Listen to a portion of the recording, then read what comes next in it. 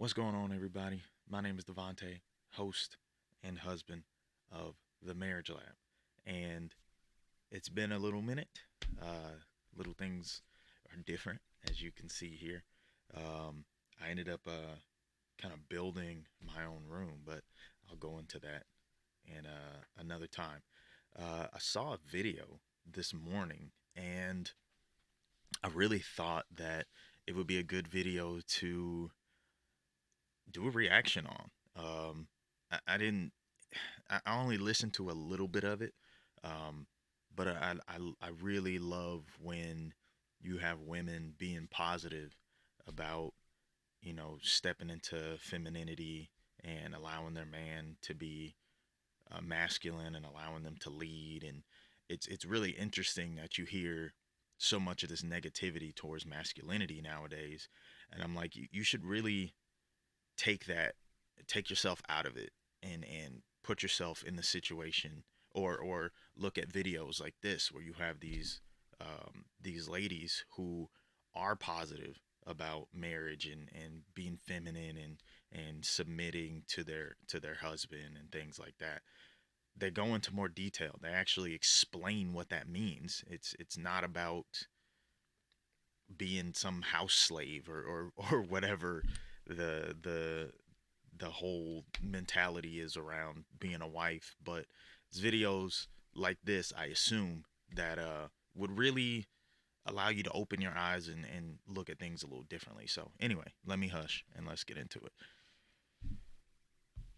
From her book, 12 Things That a Man Needs from His Wife. Number one is a man needs to feel strong and needed as a protector for women, basically to conquer the beast and rescue the fair maiden. I feel like for some people, this setup of the man being the hero and the woman being a damsel in distress, some people might take that to be offensive, but I don't. I think that it speaks to kind of just the natural nature of men and women. Just put it plainly, men are bigger and generally stronger than women, and women tend to be generally smaller and weaker than men. And so just in the physiological differences that I don't understand, why is that like so controversial? Like, it's it's not about you necessarily being weaker in any way that would be, I guess, that would make you inferior in a certain sense. It's just physiologically, yeah, males are typically stronger, bigger, stronger, taller, that kind of thing.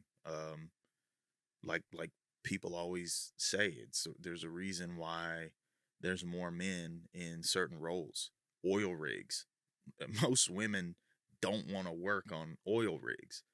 Most women don't want to work in Alaska on the oil pipeline doing stuff like that, trash, construction, the usual jobs that are really really hard to do, and they take a lot of strength and fortitude and discipline, in those type of work centric aspects. And that's okay. We all have different roles for different reasons.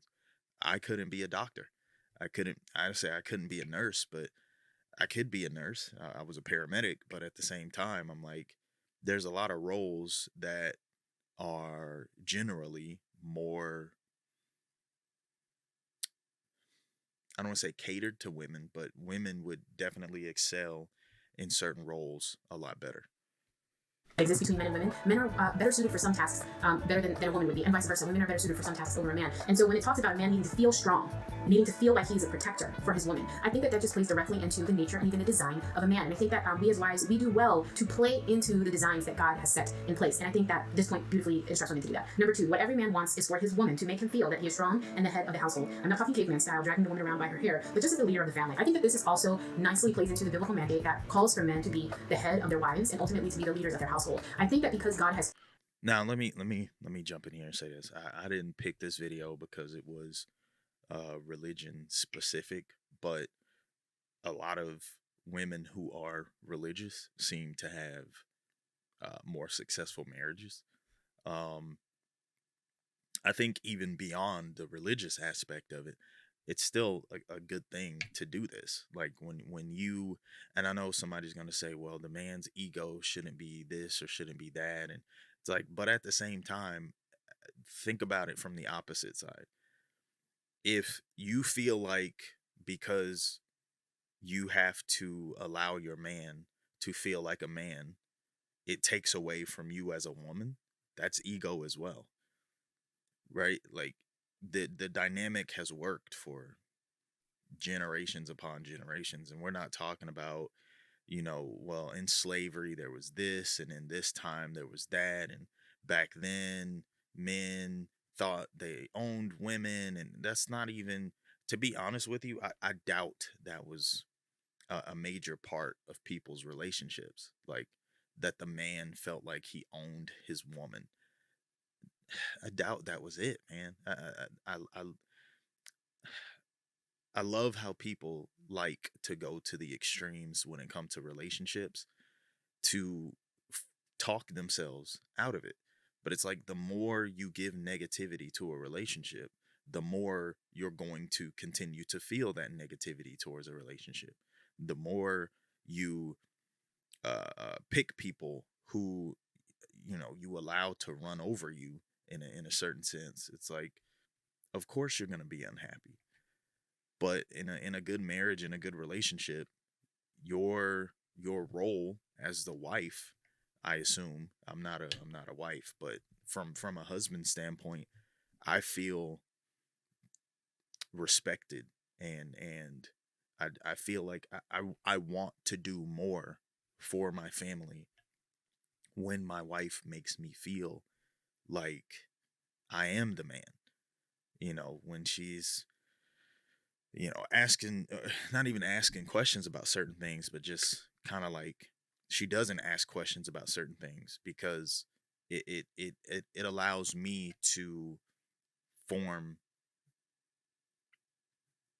my own sense of what I should be doing or could be doing. Called men to lead, especially in circumstances of the family, within the context of the family. The man, the husband, has been called to lead. And so I think that when a woman steps aside and allows the man to do that, he actually functions far better than when the woman is trying to jostle with him for a position of leadership in the marriage. A man will actually function for his wife even better if she lets him have his role and doesn't try to usurp that position from him. Exactly what I just said. You got to give him room. Give him room, and he'll figure it out. That's pretty much what happened with us. I mean, for a long time, Desiree was working, and uh, yeah, not to say that we were jostling or anything, but I didn't really, you guys know that I didn't really feel like I had a position to lead or necessity to lead. And personally, I think when you have a guy who doesn't feel like he has a position, he's just kind of there, then yeah, it does take away from him. Speaking from the position of a wife who has been gifted a great husband from the Lord, and I do see him as a gift, him functioning as the leader of the family makes my life easier. I really don't have to carry the burden that can be just like the worrying and anxiety, and sometimes trying to figure out all the missing pieces and how are we going to lead the family here and there. My husband, because I step out of his way and give him space, and sometimes I have to remind myself to do that. So I don't want to sound like I'm someone who does this perfectly, because there definitely have been times where I have jostled with him for that position of leader. But what I find is that when I step out of the way, I actually do much better as a wife and as a woman when I let my husband occupy the role that God designed him to occupy. Number 3. I want to talk on that real quick because I think that's big, man. Um, just being able to know when to, like, okay, let me step back and let him have it. It honestly, stress and anxiety and like all these other things. I think, I don't know. Like, now that I'm thinking about it, like I think that is what we were built for. We're built to, I don't know, kind of take on those things. That's really big. I like that. I think the other day I was kind of trying to talk to Desiree about something like this because I was like, there's a lot of things that she just doesn't have to do anymore. And I think it because she was so used to doing it, she's like kind of clamoring for trying to, still be in certain things in some way. And I'm like, in my head, and I even asked her, I'm like, why worry about it if you know I got it? And I think that's something that we're still gonna have to work on. Um, but for me, it's a lot easier. I think about it one time. I think about how I'm gonna do it or when I'm gonna do it, and that's it. from that point, it's in my head still, but I don't continue thinking about like, should I do it early? Should I do it this way? Should I, like being thrown all these different ways mentally. And yeah, that's really interesting. I really like that point. A man wants respect, kindness, and love from his woman. I think that sometimes when we as wives get familiar with our husbands, we can not be as kind. I've noticed this just not even just with wives. I think sometimes with family members in general, we can be more respectful and kind to a stranger on the street than we are to our own members of our household. And I think that for wives, this is particularly dangerous, especially considering that it is the Lord who has commanded us to demonstrate respect for our husband. Not only are we making a terrible mistake as it relates to our marriage, we are defiantly disobeying direct commands from the Lord to respect, and I would say, and also to love our husbands. And so this is something that I was like, let me keep this at the forefront of my mind. Let me not allow familiarity to cause me to sin against the Lord, and that I don't extend the kindness and respect that my husband deserves, if for no other reason other than the position he holds in my life. Okay, so I really like this point because it really speaks volumes. There's people out there who don't respect their significant other, and but then they'll show like strangers more respect. They'll be more kind to people they don't even know.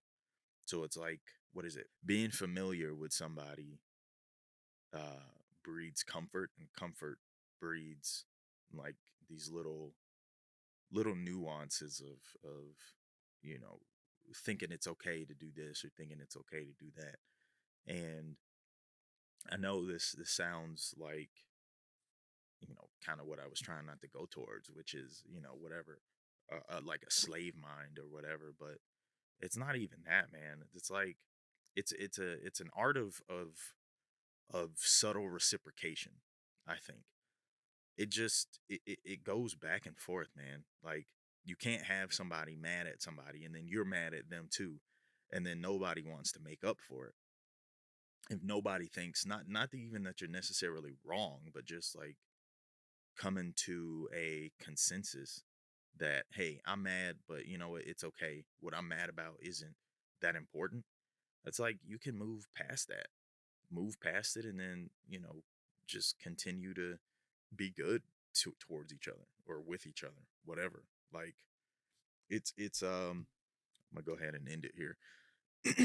It's just a back and forth, man. You do good for your husband, and your husband does good for you.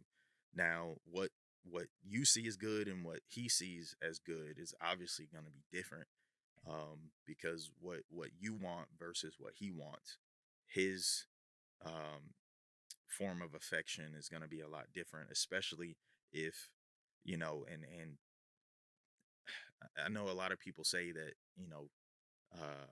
when men go through stuff, it makes them better and whatever. It's like, not necessarily. It depends. It honestly depends. There's stuff that you can go through that makes you a better man, and then there's stuff that you can go through that makes you a terrible man because you're holding it. You're holding that grudge, and you feel like everybody's against you, so you have to be against everybody. So just be good, man. Be good. Show your husband the type of affection that he likes. The what is it? The whatever that book was called, talking about love languages or the art of love. I think is what it was called.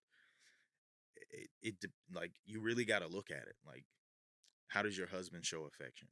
And though it may not be 100% what you want, of course you can say, hey, can you do this or can you do that, or I like when you do this and I like when you do that. And then you it's gonna sound weird, but reward him. And then he's gonna say, oh, okay, she likes when I do this. All right, she likes when I do that. And when that happens, I get this. Like, and I think that goes into more of what people mean by men are simple. Like, it's not hard to get a dude to do what you want or do what you like. You just have to give him something that shows him that's what he likes. And then he'll end up doing what you want to do or what you like for him to do even more. Even though it may be okay, if I do this, I'm gonna get that thing. Yeah, that may be it, but we're guys. We need a carrot. Like, we need a carrot to chase. And that's okay. Um anyway, if you guys enjoyed this reaction video, let me know down below. Let me know if you guys are happily married, if you guys are in a relationship or single. If you have heard of this before, let me know, and we'll talk about it down in the comments. Anyway, that's gonna do it for this one, guys. Hope you guys enjoyed. Catch you in the next one.